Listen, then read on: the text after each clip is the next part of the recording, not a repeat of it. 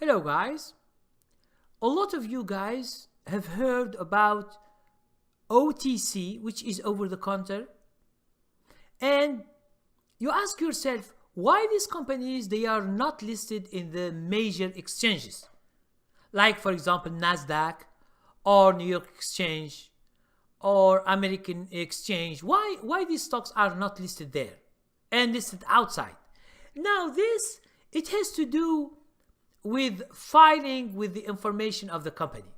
It means a company that gets listed in the major exchanges like Nasdaq or a New York Exchange, it must file a lot of information. It means to give information about the company to the investors. For example, there is a change in shareholders. They should file and they say, okay, there is a change. If they fire the CEO and they bring another CEO, they should file. They should tell the reasons why and so. Because the Security Exchange Commission tries to protect the rights of the shareholders to know what's going on.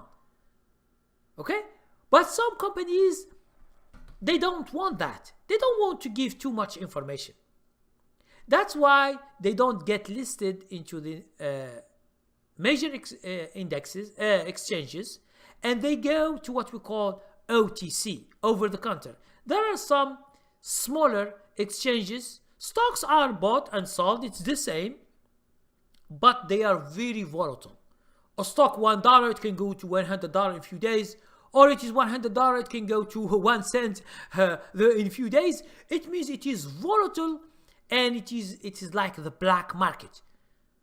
You should accept wherever the price is given to you. You don't have to talk. Okay? You don't have the right to say why is that or why is not, because it's a black market.